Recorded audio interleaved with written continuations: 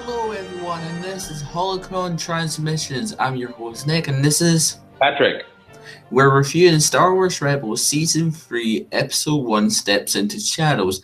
Now let me tell you, this episode was not that great at the beginning, but it kind of sped up a wee bit near the end. Brought some new details, brought some new characters. We saw the return of Thrawn. He was awesome. I can't wait to see how his character develops, etc. So let's get on to a review. So Patrick, what do you think about this episode of Rebels?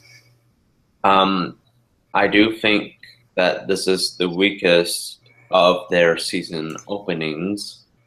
This could be better than their first season opening, but I don't know. There's something about the first season opening that I love. It's a little bit more than this one, but this one was not too bad. But I was hoping for a bit more. I don't know what. Maybe more Force, Thrawn. More of the relationship between the Sith Holocron and Kanan and Ezra, but we'll get into that with the full-on review. But I will say, though, this is definitely not the best opening for this season so far, but I'm still excited to see what they have planned. Yes. Now, before we begin, there's going to be a new director coming into Rebels, I believe, or a new artist. I've been hearing about on Twitter, so we'll be covering that probably in another video. But let's just get in a review. All right, let's get into the review. So what would you like to start this time, or should I? Up to you. You can start if you like. All right, sure. So the first scene is basically all about Ezra's new abilities. I really like how he's trying to use the dark side to rescue his friends. In a way, because it shows more anger, more hatred to the Empire, and I really liked how the stormtroopers were like, "Oh, you're firing at us? We're not rebels!" And Ezra just pulls the AT-ST off the cliff. Yeah, well, this is a darker way of doing this episode, and yay, we're finally getting to see people die and whatnot. Yeah, kind of even the little pig creature in the beginning of this episode when they trying to rescue Hondo, when they say he died, they didn't show him getting blown up into pieces or evaporated, and he's thrown up in the air, still alive, and that's it. I wish they kind of go a little bit more with the death stuff, like they did in Clone Wars, but this is still a great scene here. Shows Ezra's abilities too, with his fighting skills, showing how much he has improved, but also to how he's being just a little bit cocky a bit throughout this episode as well, and that has to do, I guess, with the powers or the teachings that he's getting from the Sith Holocron. Now, what I really liked about how the Ezra is trying to show his friends what he can be capable of now as he's more mature, as he's progressing, kind of going to the dark side moment there. And we don't see Kanan around for the first half, but we do see him around for the second half. Now, you may be saying, what's the deal with Kanan? Why is he going away and hiding, or not kind of hiding, more being alone, trying to get away from the Force, would you say? Yeah, but we'll go into that later. But the Sith Holocron here, he's been talking to it, learning its abilities, its secrets, and whatnot from this person who is trapped in the Sith Holocron. I'm guessing a Sith warrior from the Old Republic days, most likely. But it's very interesting that he's not afraid to talk about this. He's not afraid to learn these lessons. He embraces it because Kanan, after the accident, has been far away from him and whatnot. Do you see as well the wee Easter egg on the floor, how it's from the guy from the Cantina band? Yep. That was a really cool Easter egg. Now, when we go on into the episode here, Hondo, the reason why they rescue Hondo is because he has secret information about these old ships, these old B-ring ships that are at this Imperial station here and whatnot. Which I'm a little bit mad because I always thought that I could be wrong, Y-wings, not B-wings. I'm such an idiot. I always felt like the Y-wings were built by the rebels from scrap parts, because that's what I get from lots of the rebel ships are like scrap parts and whatnot built together and pieced together. From But the Republic rebels, days. yeah, but rebels is like telling me that no, not really. We basically are stealing stuff, which I guess that's right. Stealing ships. I don't know. I'm still okay with it. It's just that they only took about some Y-wing ships or whatnot, and they have a lot more in New Hope. I want to know, like, do they just get more, or do they build more from the blueprints that they got from these Y-wings and improve on them? Because as we all know, when they actually do go to this planet, the Y-wings actually don't have a hyperdrive yet. Yeah, and they do in Return of the Jedi. I know that for sure. So yeah. Kanan, of course, we develop him a bit more here in this episode and whatnot with his mask. I'm really loving Kanan's new look with the beard. He's more like a Jedi Master now, Yeah, as Obi-Wan with his beard.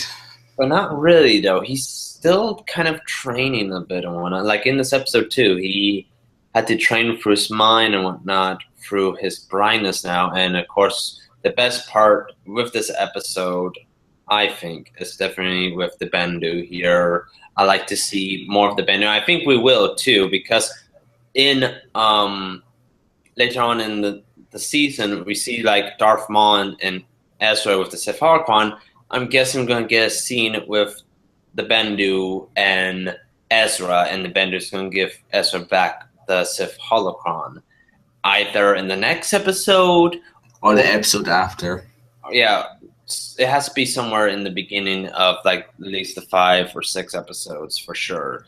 But still a great scene here. Kanan learns more about himself and learns more about how to connect to the Force with his with his blindness as well. Now, what I really find interesting about Bendu is he's played by Tom Baker, of course, a brilliant actor. He played in Doctor Who ages ago, but now he's doing Star Wars Rebels, which is awesome.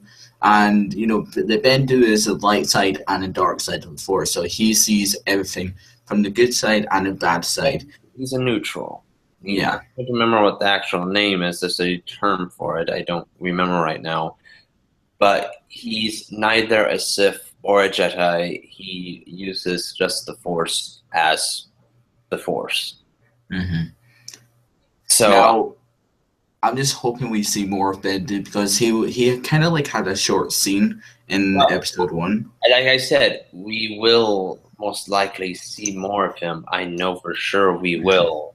And we'll see how he plays a role in season 3. If he's going to be a much more bigger role, or he's just going to be the guy who's going to start up the reels. Mm-hmm. So now through the episode here, and here's the thing was very disappointed in this episode is Thrawn's entry into the episode was lackluster to me. And I'm not saying that's a bad thing, but it's like it's not this grand like cool shot or anything, like it was in the season 3 trailer and whatnot. It was just very bland and simple, but still good scene here showing Thrawn. And this is when he was promoted as Grand Admiral as well, which I was very surprised with that too. I thought he will be Grand Admiral right away, But he like gets, oh look, he's promoted already. So most likely it's either the battle after he's been in, and then it comes over to the Rebels era. That's what happened. They said in the episode that he was just promoting Grand Admiral for his great victory that he had, and most likely we're going to learn about this grand victory in the upcoming new book of Thrawn. So that's going to be great. And I'm loving this side character. I forgot what's her name, this Imperial character, but you can tell though she's her inspiration, like an Easter egg of her and whatnot, is based off the main film from Indiana Jones 4. So I kind of like that. And Fron, of course, develops his great abilities because he planned everything out and predicted everything that was going to happen for this episode almost. So, And we also got the return of Agent Callus, which we have not seen throughout season 2.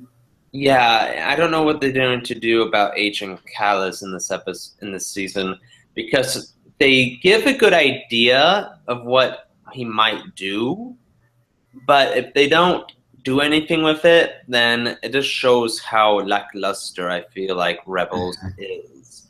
Maybe, Like, Agent Callus will join the rebellion. well, he doesn't need to join the rebellion, but we need some more of him and some more of the ideas that they brought to us in season 2 with that one episode. We need to see more conflict with him, and he can still stay on the Empire side, but maybe have more sympathy and whatnot. Maybe going undercover a bit and destroying the Empire from the inside, or just trying to leave it smoothly and not even join the rebels at all. Mm-hmm. It all depends, I feel like. But still very cool, though. I'm very happy, too, that we got to see Grand Moff Tarkin in here as well. That is great, too. Because we didn't see him throughout season 2 either for a wee while. Yeah. So now Hondo's with the gain and whatnot, and messing up like he usually does, not telling them important information and getting in trouble and have to rescue the Y-wings before they all get destroyed. Ezra makes a brash move that kind of backfires, but doesn't at the same time. Yeah, and basically, Rex goes for Ezra, Seba and Sabine go to with each other to try and stop the Y-wings from getting destroyed, and then we get to see Rex kill some clankers. Yes, that is true. And then after that, we got Ezra here with his more older look, muscles and whatnot, and showing more how his badass skills. And the hair is now growing on me a bit more. I was not liking the look, but now I'm liking it. It doesn't look like more Aladdin. His lightsaber design here, I've not fully seen it yet, but it is, I think, very similar to Obi-Wan's and Luke's design, which I am okay with that, but not okay with that. It's like, can you guys create something a bit different and new, please? Like what we saw with like the laser lightsaber, how you can shoot out of it as well, and also the lightsaber crystal is like really thin blade. Have you noticed that? Like, because in episode 4 that they were thin, episode 4, so they want to keep that look. That's why. But I just wish the design was maybe a little bit different. It could be. I've not seen the full hilt, but from what I'm seeing in this picture, it just looks the same, and each Jedi should have his own unique saber, because that's how it should be. Yeah, there are sabers that are mass-produced, of course, but this one, I don't think it's that much mass-produced. But, oh well. Oh. Yeah, and then after that, we see this character again, the 70s character, and Ezra, of course, being this tough guy, makes a dumb decision, but sarcastic as well. Yeah, pretty good scene and whatnot. And then after they rescue some Y-rings and whatnot and escape very easily, because Thrawn is trying to figure out their location, their plan to get the whole rebels and not just a certain sector. And of course, Ezra has lost his privileges of commanding with his brash movements and whatnot. And that's the other thing too, is I thought they would go maybe into that a bit more, like he wants to protect his friends, he wants to be responsible, but after this, I wish he got a little bit more upset and mad, but not really. And I don't know, I just wanted a bit something there and whatnot.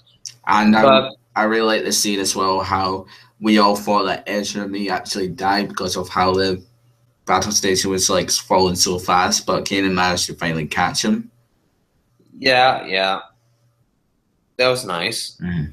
And then after that, there's the Y-wings that they captured and whatnot. And the Y-wings here, now these Y-wings are totally different from the Y-wings that we saw in the Clone Wars.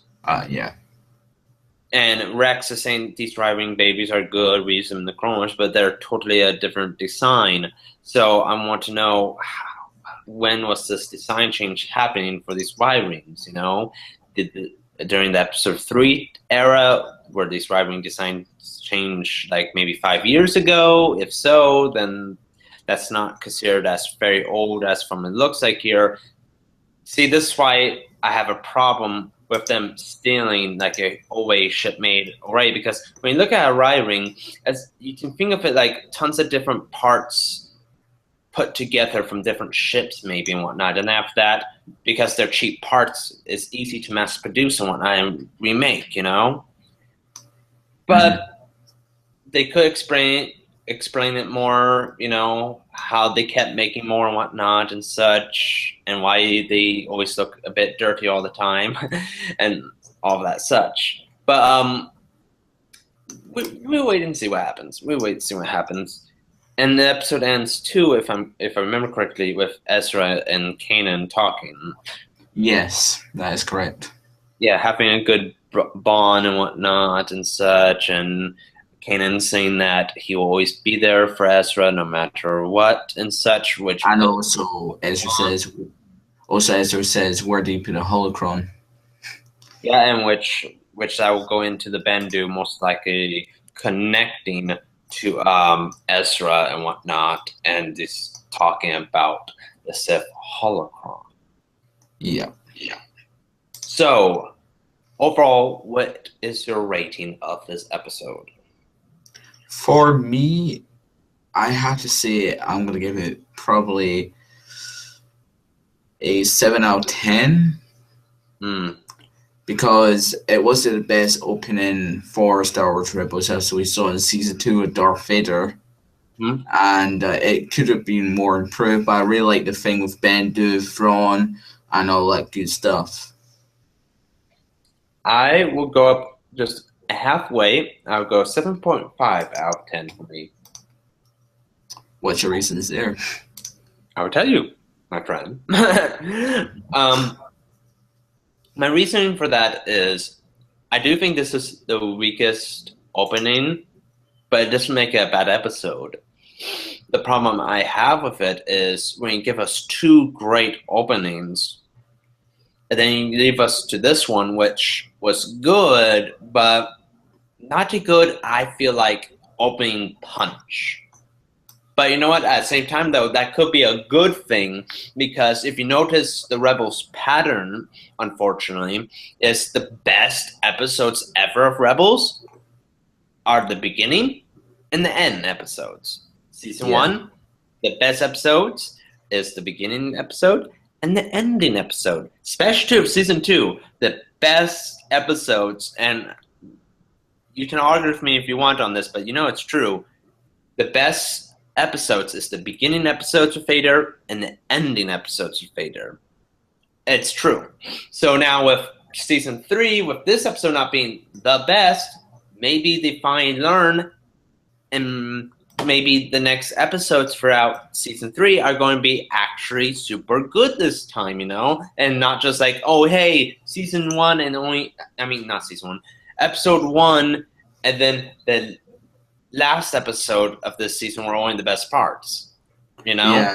The real good parts. So that I'm a bit happy with as well, but I will still say, though, it's definitely not the best opening ever, but I still love Bendu, I love Thrawn, I love the relationship between Ezra and Kanan, I love Sabine's look again, of course, and and the animation, of course, is much more improved, and I love the thing they're doing with the Sith holocron. Let's just hope, though, they keep the promises from Season 2, you know, and develop the characters in some situations that happen in Season 2, and also, 2, give us answers to stuff that we want, and give us a great, great character arc with Ezra, Hera, Sabine, and Kanan. Seb, you don't really need to do character arc. I think you already give us enough character arc already with him. If you want to give a little bit more, sure, but those are the ones I feel like needs more character arc. Especially Sabine needs a good character arc thing. Now there's been an episode where Sabine goes back to Mandalore. Yeah, unfortunately I don't feel like the episode's going to be good for some reason. I don't know. I have not strong feeling, but I just have a feeling that I'm not going to like the episode. But we'll see what happens. Yes. So, would you like to close the review off? Yes, I will. So that is our review of Star Wars Rebels opening of Season 3. I hope you all like it, and if you'd like to see more, subscribe, and we will be doing the reviews with Star Wars Rebels each week and whatnot, and we'll be catching up each and every episode. So stay tuned for that, and also too, we'll be uploading more stuff and Hollow Facts that Nick is going to be doing a lot of the time now. Will be coming up here soon. May the Force be with you always.